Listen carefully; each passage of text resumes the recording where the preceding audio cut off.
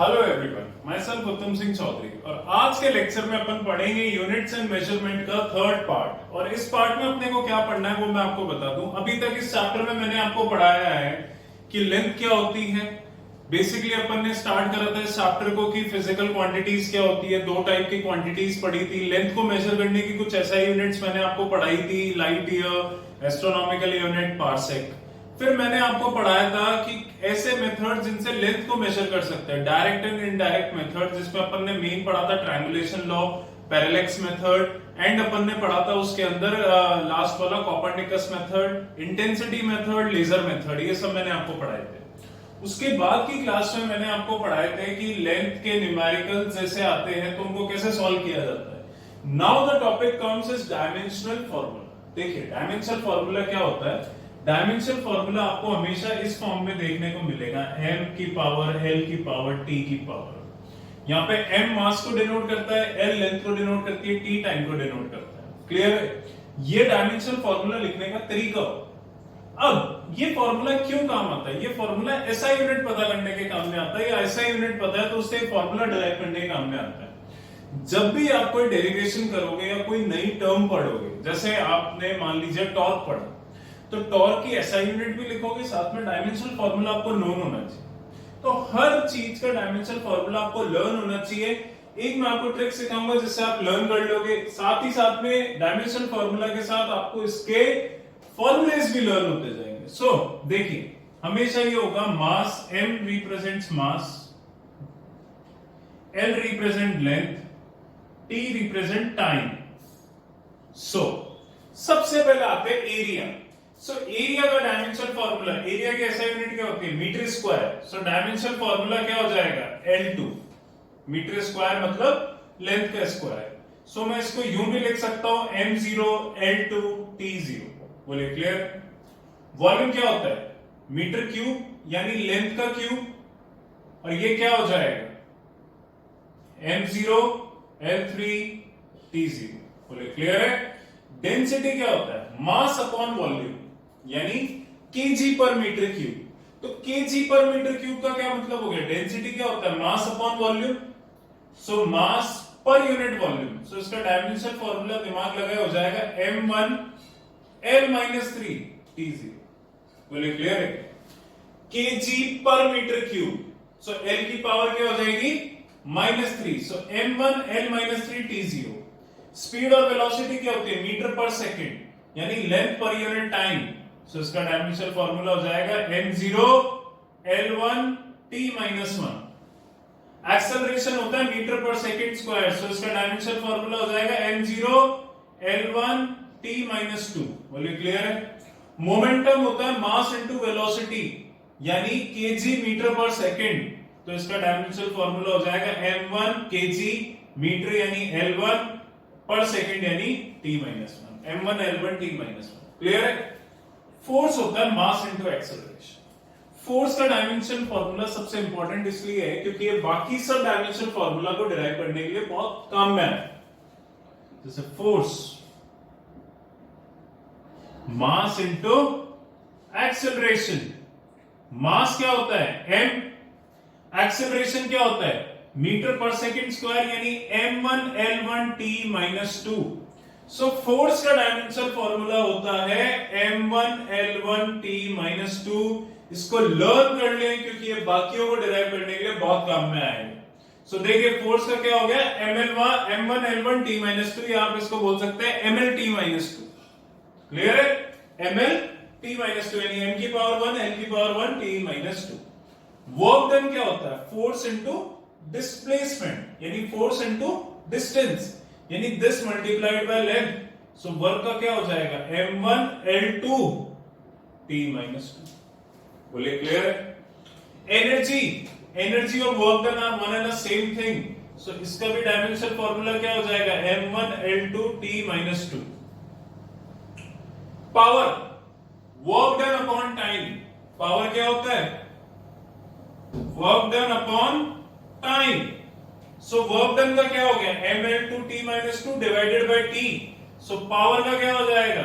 t ऊपर आ जाएगा, power add हो जाएगी यानी m1 L2 T-3। ये डिफरेंस देखने को मिलेगा। प्रेशर होता है फोर्स अपॉन एरिया। प्रेशर क्या होता है? Force upon area. So force का कितना हो गया? फोर्स का कितना हो गया? m1l1t minus 2। एरिया का कितना हो गया? L2। ये ऊपर जाएगा तो t l की पावर क्या हो जाएगी? -1। तो प्रेशर का कितना हो गया? m1l minus 1 t minus 2। बोले क्लियर है? टॉर्क, टॉर्क का फॉर्मूला हमेशा ध्यान रखना, force into perpendicular distance. Torque का ये होता है फॉर्मूला। ये टॉर्क कार के इंजन्स में काम में आता है। आगे पढ़ेंगे फिजिक्स में टॉर्क क्या होता है, पर अभी इतना ध्यान रख ले, फोर्स इनटू परपेंडिकुलर डिस्टेंस होता है। सो फोर्स का क्या हो गया? mlt माइनस 2 इनटू डिस्टेंस यानी इनटू l। सो टॉर्क का डायमेंशनल फॉर्मूला क्या हो जाएगा? m1l2t माइनस 2, यानी एक तरीके से वर्क डन और टॉर्क का सेम है। ग्रेविटेशनल कांस्टेंट g छोटी क्लासेस में पढ़ा है। F क्या होता है? F का formula g m1 m2 upon r square. So g कितना हो जाता है? f r square upon m1 m2। तो f की g की SI यूनिट क्या होती है? देखो g की वैल्यू होती है 6.67 इंटू 10⁻⁻11 न्यूटन मीटर स्क्वायर पर coulomb per KG square, sorry पर केजी स्क्वायर। सो उसका डायमेंशनल फॉर्मूला क्या होगा? ढंग से देखो, न्यूटन का कितना हो गया यानी फोर्स का mlt माइनस 2। सो न्यूटन की जगह क्या आ जाएगा? फोर्स का mlt minus 2 metre square l2 पर केजी स्क्वायर m माइनस 2। सबको ऐड करो। सो ये हो जाएगा m की पावर -1 l2 और 1 होके हो जाएगा l3 t की पावर -2। बोले क्लियर है? इंपल्स होता है force into time. Force into time यानी वो फोर्स जो बहुत ही शॉर्ट ड्यूरेशन ऑफ टाइम के लिए लग रहा है उसको इंपल्स कहते हैं। अगले चैप्टर में पढ़ेंगे motion in a straight line. So force ये रहा इनटू टी और कर दो तो इंपल्स का क्या हो जाएगा? m1l1t minus 1। बोले क्लियर है? स्ट्रेस होता है फोर्स अपॉन एरिया यानी एक तरीके से प्रेशर। तो प्रेशर का डायमेंशनल फॉर्मूला और स्ट्रेस का सेम होगा m1l माइनस 1t माइनस 2। देखिए प्रेशर का और इसका सेम। स्ट्रेस अपन पढ़ेंगे सेकंड बुक के फर्स्ट चैप्टर। स्ट्रेस यानी क्या होता है मैं समझा देता हूं। जैसे आप किसी चीज को खींचते हो या कंप्रेस करते हो तो उसके अंदर एक फोर्स डेवलप हो जाता है, उसे स्ट्रेस कहा जाता है। ज्यादा डिटेल में आगे पढ़ेंगे, अभी कोई नहीं। स्ट्रेन होता है change in length upon original length. Strain का मतलब होता है तो इसका कोई डायमेंशन नहीं होगा। इसका डायमेंशन फॉर्मूला हो जाएगा m0 l0 t0। क्यों नहीं होगा? लेंथ से लेंथ डिवाइड हो रही है, कट गई तो कोई ऐसा यूनिट ही नहीं बची इसकी। कोएफिशिएंट ऑफ इलास्टिसिटी होता है stress upon strain. Coefficient of elasticity stress upon strain होता है।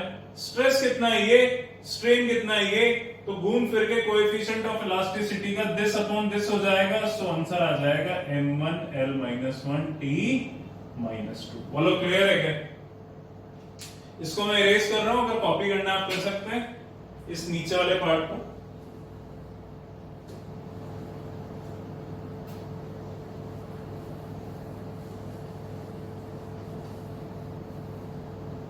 आगे अब आता है सरफेस टेंशन। क्या होती है सरफेस टेंशन?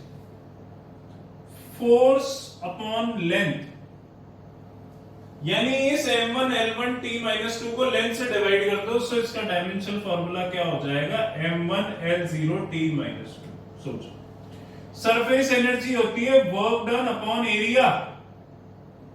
सो ये रहा वर्क डन, इसको एरिया से डिवाइड कर दो, l2 से डिवाइड कर दो। सो l कट जाएगा, इसका भी डायमेंशनल फॉर्मूला आ जाएगा m1 l0 t minus 2। Angle theta इसकी ऐसा यूनिट होती है रेडियन, जिसका कोई डायमेंशनल फॉर्मूला नहीं होता m0 l0 t0। बोलो क्लियर है? Angular velocity theta upon t। देखो एंगल होता है थीटा, उसकी ऐसा यूनिट होती है रेडियन। रेडियन की कोई डायमेंशनल फॉर्मूला नहीं होता। एंगुलर वेलोसिटी होती है angle upon time. So angle का तो कुछ डायमेंशनल फॉर्मूला है नहीं, टाइम का क्या हो जाएगा? t minus 1। So angular velocity का हो जाता है m0 l0 t minus 1। Frequency क्या होता है 1 अपॉन टाइम, सो इसका भी डायमेंशनल फॉर्मूला क्या हो जाएगा m0 l0 t minus 1। Planck constant, ये देखो ये केमिस्ट्री में ज्यादा काम आएगा, फिजिक्स में भी आएगा बट 12th क्लास में आएगा। प्लैंक कांस्टेंट होता है एनर्जी अपॉन फ्रीक्वेंसी।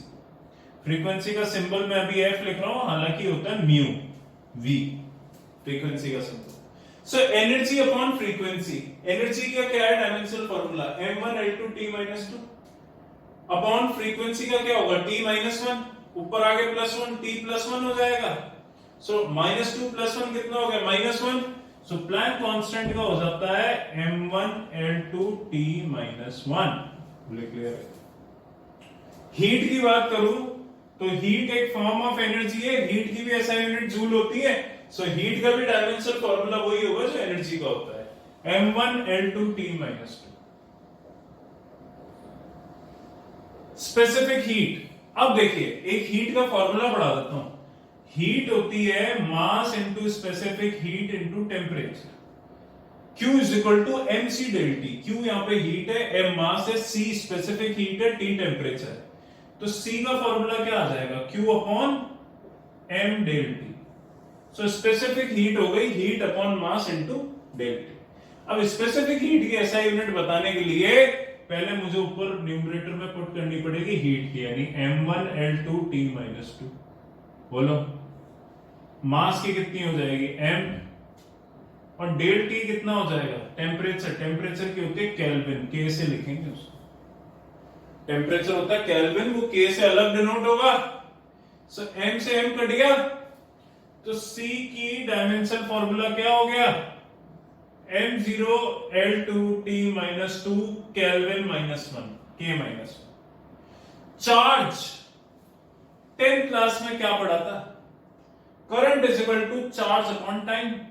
तो चार्ज क्या हो जाता है current into time, Q is equal to IT, I is equal to Q by T। अरे बेटा ये पढ़ा है current is equal to charge upon time. Charge कितना हो जाता था current into time IT। So I की बात करते हैं यहां पे। I का डायमेंशनल फॉर्मूला होगा A, यानी एम्पियर, A सिंबल आएगा करंट के लिए, T के लिए क्या आएगा T seconds.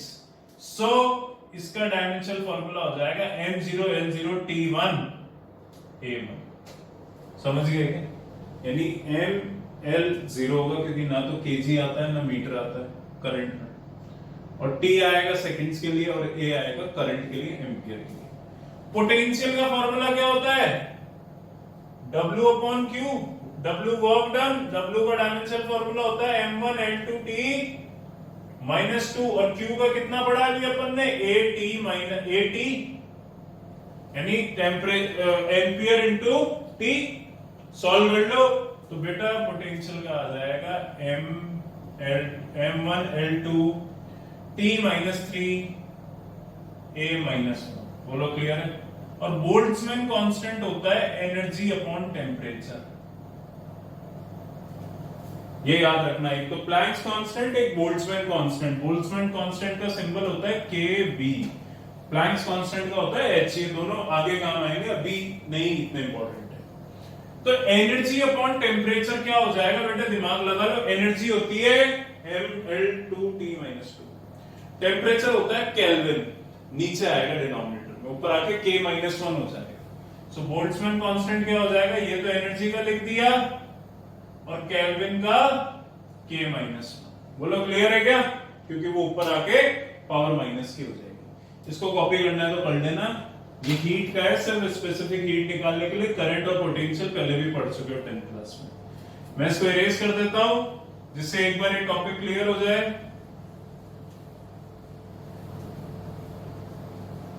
So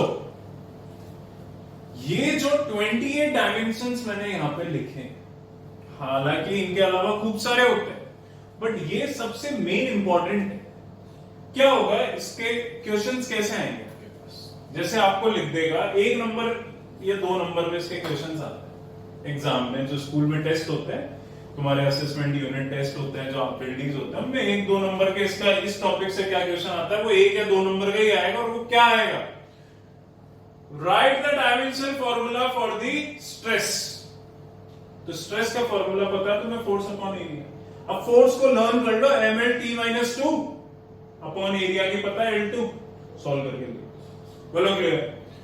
right the dimensional formula for Planck's constant, formula learn कर लो, एनर्जी अपॉन फ्रीक्वेंसी, एनर्जी पता है ml2t-2, फ्रीक्वेंसी की पता है t-1, सॉल्व करके लिखो। Right the dimensional formula for Boltzmann constant, formula learn कर लो, एनर्जी अपॉन टेम्परेचर, एनर्जी लिख दो mlt-2, m1l2t-2 और टेम्परेचर लिख दो के ऊपर जाके -1 हो जाएगा। अब तुम्हें लर्न क्या करना है, देखो ये सब तुम्हारा पढ़ा हुआ है, सिर्फ एक टॉर्क को छोड़ दो, impulse, stress, strain, coefficient of elasticity, surface tension, surface energy, angular velocity, Planck's constant, Boltzmann constant, specific heat. ये मुश्किल से 6-7 छोड़ दो, बाकी सब तुम्हारे पहले पढ़े हुए, कोई ऐसा फॉर्मूला नहीं जो तुम आज पहली बार पढ़ रहे। ये अब ये तो हो गए कि 1-2 नंबर के क्वेश्चन आ गए। अब इसके अलावा और क्या क्वेश्चन बन सकते हैं, ये क्या काम आता है। आज अपन मोशन पढ़ेंगे, मोशन में मैं तुम्हें पढ़ाऊंगा मान लो मोमेंटम, या लॉज ऑफ मोशन में मैंने तुम्हें पढ़ा दिया मोमेंटम। सो मैं तुम्हें टॉपिक पढ़ाऊंगा momentum, momentum is the quantity of motion, it is the product of mass and velocity. फिर क्या पढ़ाऊंगा, its SI unit is KG metre per second and its dimension formula is m1l1t-1, ये मैं आपको पढ़ाऊंगा। तो वो डायमेंशन फॉर्मूला m1l1t-1 कहां से आया वो तुम्हें पता तो होना चाहिए, इसलिए ये टॉपिक पढ़ाया जाता है। इसके स्क्रीनशॉट ले लो, इनको जब एक बार लिख लोगे ना खुद अपने आप लर्न हो जाएंगे। हालांकि और भी खूब है, 28 के अलावा भी खूब होते हैं, मुश्किल से 35-40 होते हैं, बट मैं भी ये इंपॉर्टेंट ही पढ़ाना चाहता हूं। इसका स्क्रीनशॉट ले लो एक बार।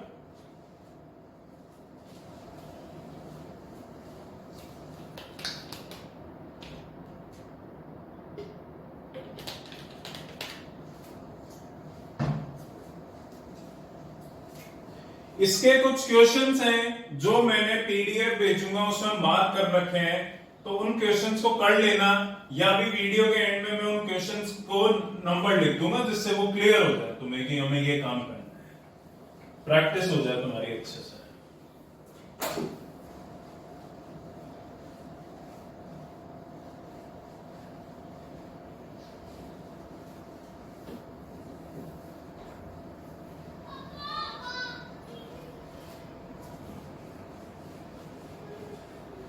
देखिए अगला टॉपिक अपने पास आता है conversion of one dimension to other dimension, conversion of dimensions.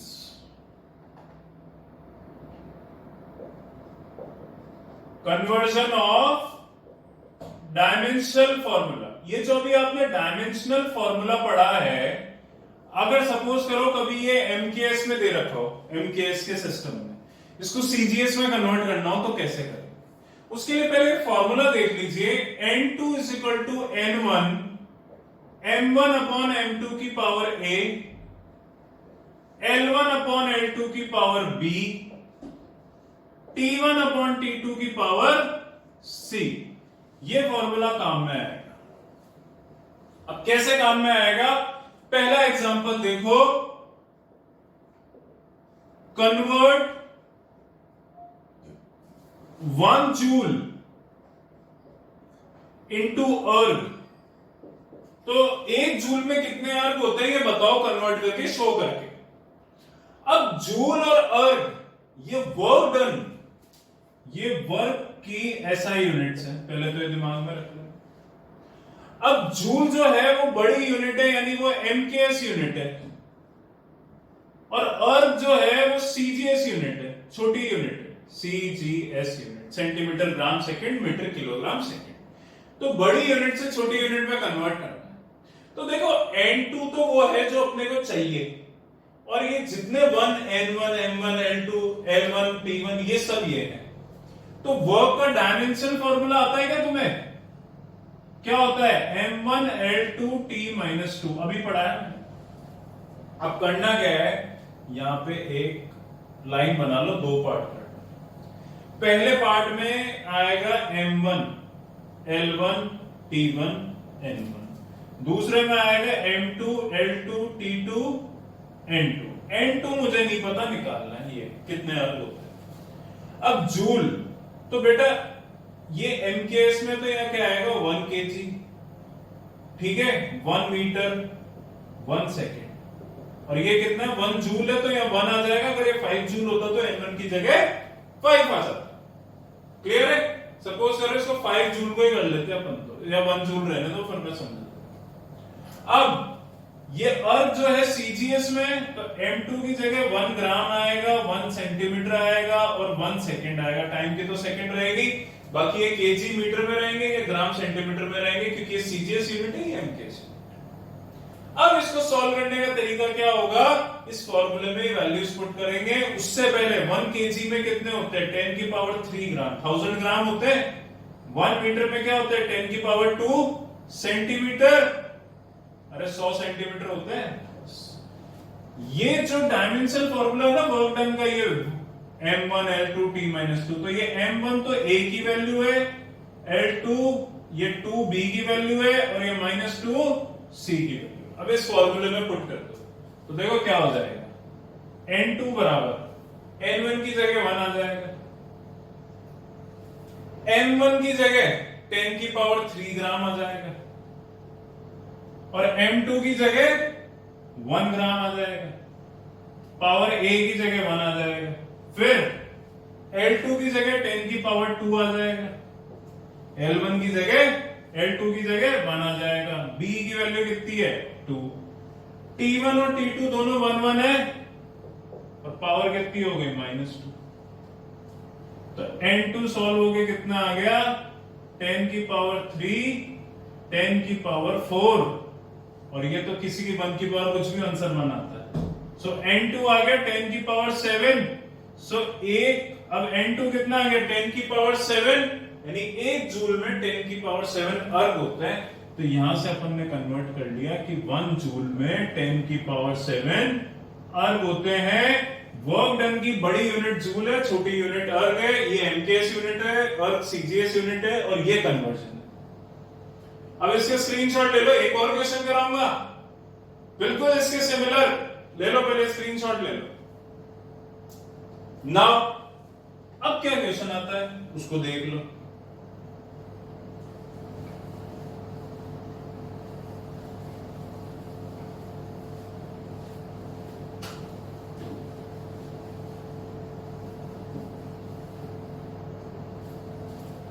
अगला क्वेश्चन आता है कन्वर्ट 5 न्यूटन इनटू डाइन। अरे न्यूटन जो है वो एसआई एमकेएस यूनिट है फोर्स की, और डाइन जो है वो सीजीएस यूनिट है। सो यहां बात चल रही है फोर्स की, फोर्स का डायमेंशनल फॉर्मूला लिख लो M1 L1 T -2। अब बात करते हैं, कोई बना लो difference, M1 L1 T1 N1।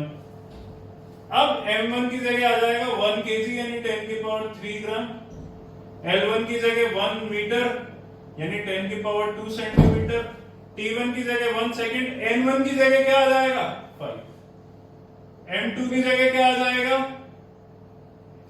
1 ग्राम, ग्राम में, L2 की जगह क्या आ जाएगा सेंटीमीटर, और T2 की जगह क्या आ जाएगा वही 1 सेकेंड, और N2 मुझे निकालना है। अब डायमेंशनल फॉर्मूला फोर्स का है, तो A की वैल्यू कितनी हो गई बेटे 1, B L के ऊपर क्या B, B की वैल्यू कितनी हो गई 1, C की वैल्यू कितनी हो गई -1। ये फॉर्मूले में पुट कर दो ये सब वैल्यूज। सो N2 कितना हो जाएगा, N1 की जगह आ जाएगा 5। क्लियर है? M1 की जगह आ जाएगा 10 की पावर 3 ग्राम, नीचे आ जाएगा 1 ग्राम पावर 1। L1 की जगह आ जाएगा 10 की पावर 2 सेंटीमीटर अपॉन 1 की पावर 1, और ये आ जाएगा 1 अपॉन 1 की पावर -2। बोलो सॉल्व कर लो। सो N2 क्या हो जाएगा 5 इंटू 10 की पावर 3 10 की पावर 2 यानी 10 की पावर 5, और ये 1 हो जाएगा। सो N2 आ गया तुम्हारा 5 इंटू 10 की पावर 5। इसका मतलब ये है कि 5 न्यूटन में 5 इंटू 10 की पावर 5 डाइन होता है। ये कन्वर्ट करने का तरीका। सो ऐसे अगर तुम्हें 1 जूल की बजाय 6 जूल दे देगा तो वो N1 की वैल्यू हो जाएगी, N2 निकाल लेना। यानी यहां से ये भी पता पड़ रहा है कि 1 न्यूटन में 10 की पावर 5 डाइन होता है। सो न्यूटन फोर्स की बड़ी यूनिट है एमकेएस यूनिट है, डाइन फोर्स की सीजीएस यूनिट है। सो ये टाइप के क्वेश्चन होते हैं, इन्हें कन्वर्जन ऑफ डायमेंशन फार्मूला कहते हैं। कुछ क्वेश्चंस हैं वो मैं आपको बता देता हूं। देखो अभी पहले तो मैंने टॉपिक्स पढ़ाया था यूनिट एंड मेजरमेंट, उसका एग्जांपल 27 जो मैं आपको पीडीएफ भेज रहा हूं उसमें देख लेना। एग्जांपल 28 के बाद आपका आ जाएगा 29, पर 29 का सिर्फ फर्स्ट और सेकंड पार्ट करना है आपको। उसके बाद क्वेश्चन एग्जांपल 30 आपको करना है, इसका फर्स्ट सेकंड थर्ड पार्ट करना है। मैं लिख रहा हूं बोर्ड पे, देख लेना इसको ढंग से। 31 आपको करना है, एग्जांपल 31 करना है। इसके बाद जो डायमेंशन फॉर्मूला वाली एक्सरसाइज है उसका क्वेश्चन 1 और 3 करना है। ये तो डायमेंशन फॉर्मूला का काम हो गया। कन्वर्जन वाले में मैं आपको बता देता हूं, एग्जांपल 35, 36 और 37 और क्वेश्चन नंबर 3, बस ये आपका होमवर्क है। ये आज थर्ड लेक्चर हुआ है units and measurement. 50-60% chapter cover हो गया है, तक 50% चैप्टर कवर हो गया है मतलब। नेक्स्ट वीडियो में मैं आगे का चैप्टर, 2 वीडियोस और लगेंगे इस चैप्टर को कंप्लीट करने के लिए, 2 या 3 वीडियोस। ये काम आपको आज करना है। नेक्स्ट वीडियो आपका आएगा डे आफ्टर टुमारो, परसों आएगा आपका अगला वीडियो। सो ये होमवर्क कंप्लीट करें। कोई भी डाउट है आप मेरे से फोन करके पूछ सकते हैं। क्लियर है? जितने डायमेंशनल फॉर्मूला आते हैं उन सबको कॉपी में नोट डाउन कर लेना। It's for your better good, not mine. मुझे तो आते हैं, मुझे तो लर्न है formulas, it's for you. Clear है? कन्वर्जन का जो मैंने तरीका अपनाया, ये दोनों न्यूमेरिकल तो करना ही है, 1 जूल वाला और 5 न्यूटन वाला। ये सारे क्वेश्चन भी आपको करने हैं। क्लियर है? कोई डाउट आए कल आप पूछ लें, आज पूछ लें, आज रात को फोन करके पूछ लें, या फिर कल पूछ लें मेरे से शाम को फोन करके, जैसा भी आपको सूटेबल हो। पर इसको कवर जरूर करें। Thank you so much.